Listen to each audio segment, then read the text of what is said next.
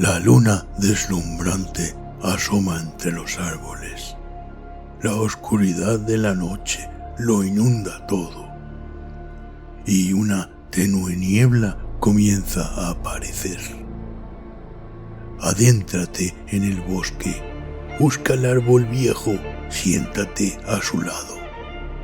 Ponte cómodo, cierra los ojos y escucha la historia que traen hasta ti las criaturas de la noche. Bienvenidos. Estos son los cuentos del bosque oscuro.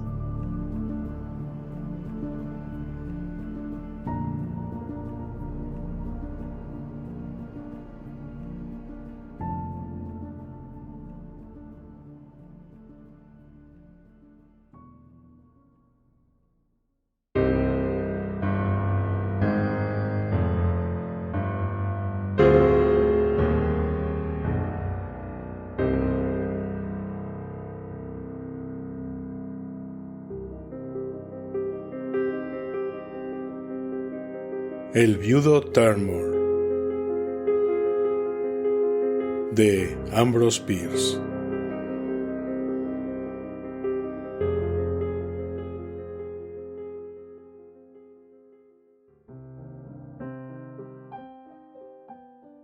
Las circunstancias bajo las que Joram Tarmore se convirtió en viudo nunca fueron popularmente comprendidas. Yo las conozco naturalmente, pues yo soy Joram Tarmore. Mi mujer, la difunta Elizabeth Mary Tarmore, tampoco las ignora, y aunque ella las cuente, aún permanecen en secreto, ya que no hay un alma que le haya creído jamás. Cuando me casé con Elizabeth Mary Jonin, era muy rica.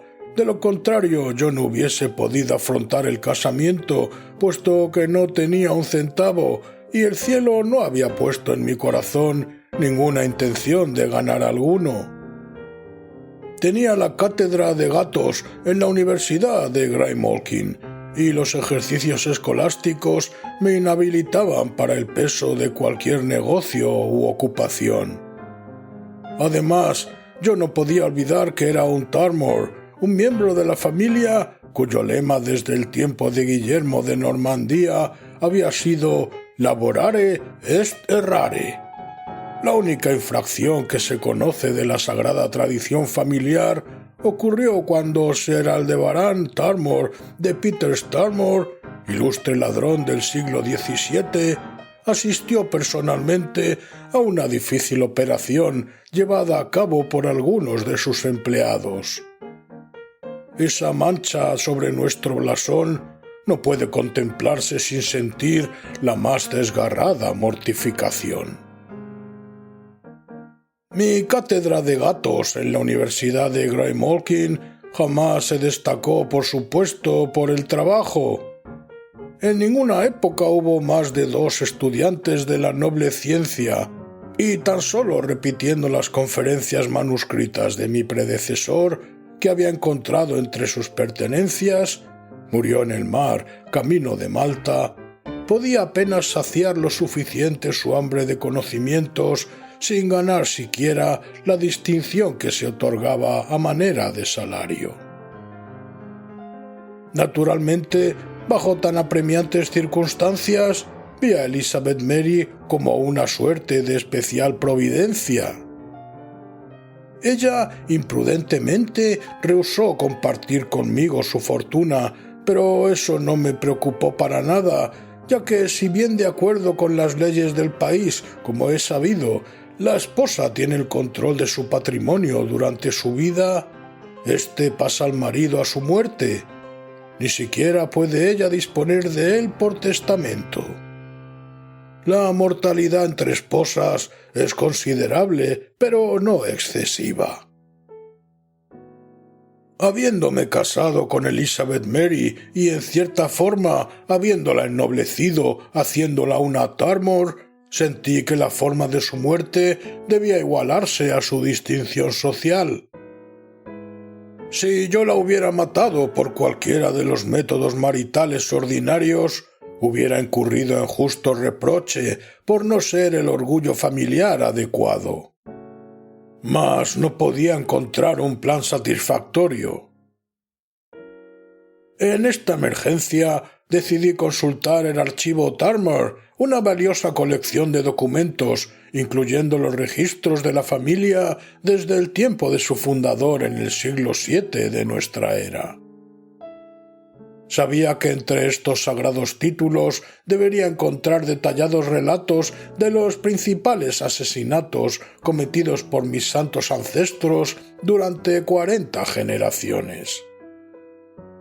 De entre esa masa de papeles no podía dejar de sacar las más valiosas sugerencias.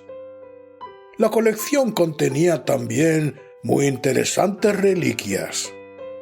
Había títulos de nobleza concedidos a mis antepasados por hacer desaparecer atrevida e ingeniosamente a pretendientes al trono o a sus ocupantes. Estrellas, cruces y otras condecoraciones atestiguando servicios del más secreto e innombrable carácter. Heterogéneos regalos de los conspiradores más grandes del mundo que representaban un valor monetario intrínseco incalculable. Había joyas, trajes, espadas de honor y toda suerte de testimonios de estima.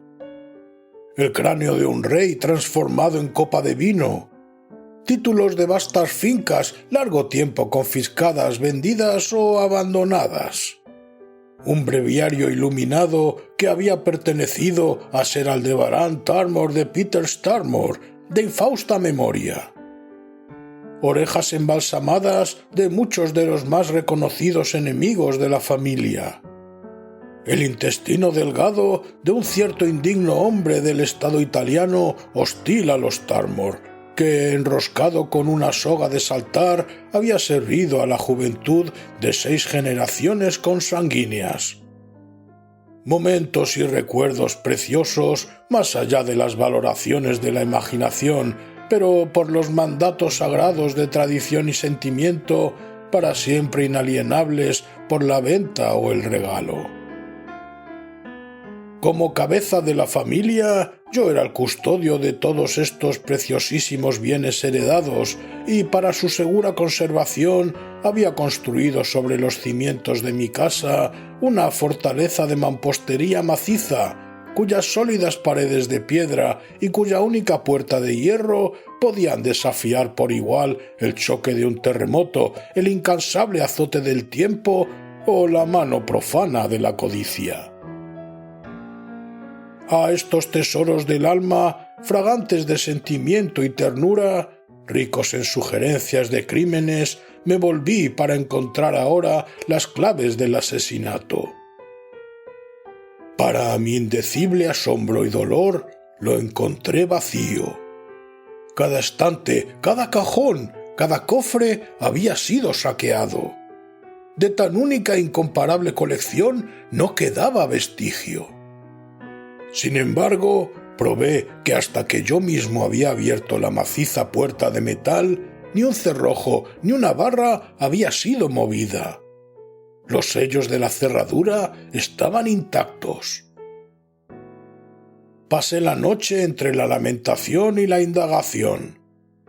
Ambas fueron infructuosas. El misterio era impenetrable a la conjetura y ningún bálsamo podía calmar semejante dolor. Pero ni una sola vez durante esa horrible noche mi firme espíritu pudo abandonar su alto designio contra Elizabeth Mary, y el alba me halló aún más resuelto a cosechar los frutos de mi matrimonio. Mi gran pérdida pareció acercarme a relaciones espirituales más profundas con mis ancestros muertos y darme una nueva e inevitable obediencia a la persuasión que hablaba en cada glóbulo de mi sangre. Inmediatamente formé un plan de acción y, procurándome un fuerte cordel, entré a la habitación de mi esposa, encontrándola, como esperaba, profundamente dormida. Antes de que se despertara, la tenía fuertemente atada de pies y manos. Estaba muy sorprendida y dolorida, pero sin atender a sus protestas hechas a viva voz, la llevé a la ahora saqueada fortaleza, allí donde nunca permití que entrara y de cuyos tesoros no le había advertido. Sentándola, todavía atada, contra un ángulo de la pared, pasé los siguientes 2 días con sus noches en acarrear al lugar ladrillos y argamasa. A la mañana del 3er día la tuve firmemente emparedada desde el suelo hasta el techo. Durante todo ese tiempo no tuve en cuenta sus ruegos de piedad, más que, ante su promesa de no resistir, que debo decir que ella cumplió con honor, para concederle la libertad de sus piernas. Le concedí un espacio de cerca de 4 pies por 6. Cuando coloqué los últimos ladrillos en la parte superior, en contacto con el cielo raso de la fortaleza, me dijo adiós con lo que me pareció la serenidad de la desesperación, y me fui a descansar sintiendo que había observado fielmente las tradiciones de una antigua e ilustre familia. Mi única amarga reflexión en lo que a mi conducta concernía surgió al tomar conciencia de que había trabajado durante la realización de mi designio, pero nadie lo sabría jamás. Después de descansar durante una noche, fui a ver al juez de la Corte de Sucesiones y Herencias y firmé una declaración jurada de todo lo que había hecho, excepto el trabajo manual de construir la pared, que imputé a un sirviente. Su Excelencia designó a un comisionado de la Corte, quien realizó un cuidadoso examen del trabajo y, según su informe, Elizabeth Mary Turnbull fue formalmente declarada muerta al fin de la semana. De acuerdo con la ley, tomé posesión de sus bienes, que, a pesar de no ser mucho más valiosos que mis tesoros perdidos, me elevaron de la pobreza a la riqueza y me trajeron el respeto de los grandes y de los buenos. Unos 6 meses más tarde me llegaron extraños rumores. El fantasma de mi mujer muerta había sido visto en distintos lugares de la región, pero siempre a una considerable distancia de Greymalkin. Estos rumores, de cuya auténtica fuente no pude enterar, diferían en varios detalles, pero eran semejantes en atribuir a la aparición un alto grado de prosperidad mundana aparente, combinada con una audacia poco común en los fantasmas. No solo estaba el espíritu ataviado con ropajes costosos, sino que caminaba a mediodía y, más aún, conducía.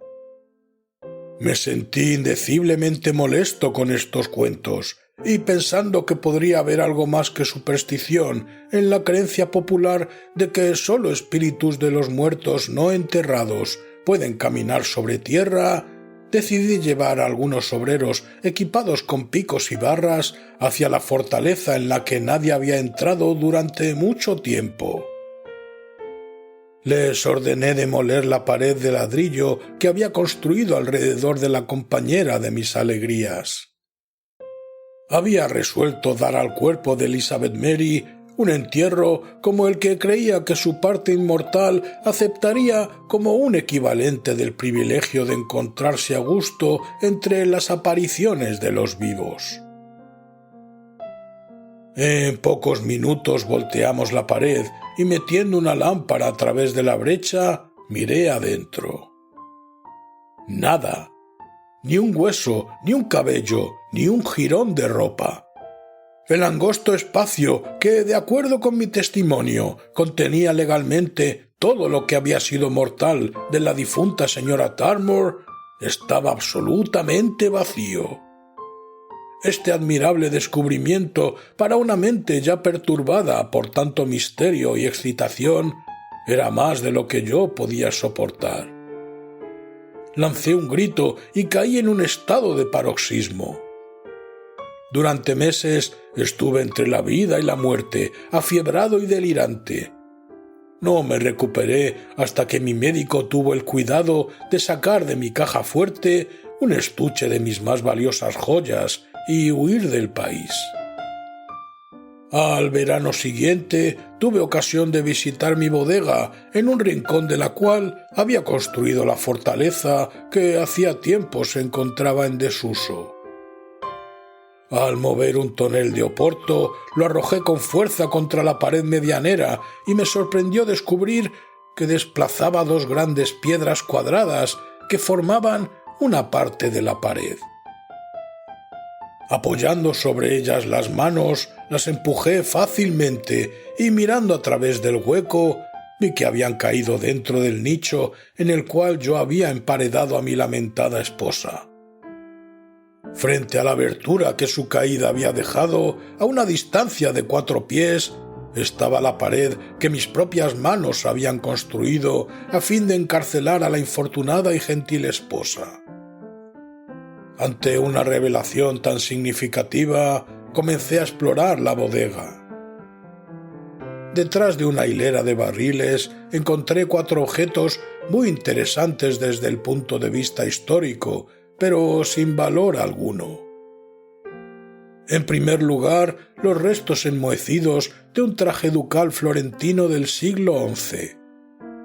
Segundo, un breviario de resplandeciente pergamino con el nombre de Sir Aldebarán Tarmor de Peter Starmore inscrito en colores en la primera página.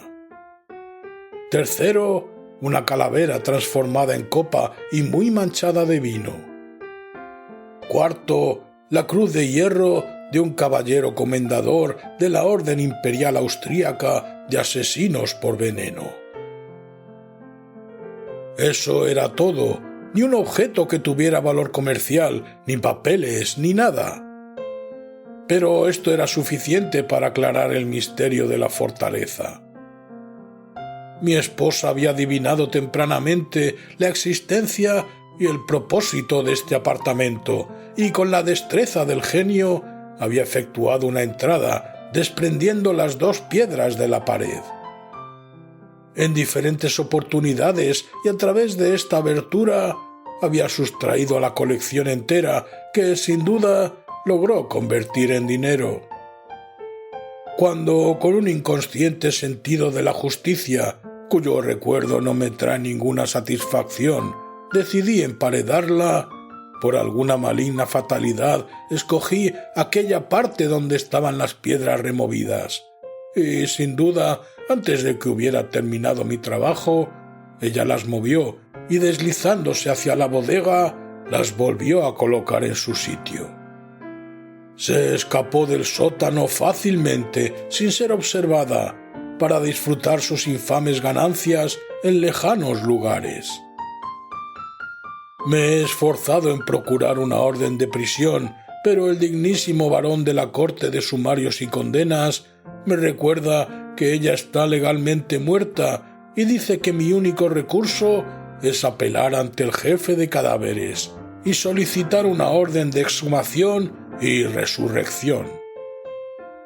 Tal parece que debo sufrir sin remedio este enorme daño a manos de una mujer desprovista tanto de principios como de vergüenza.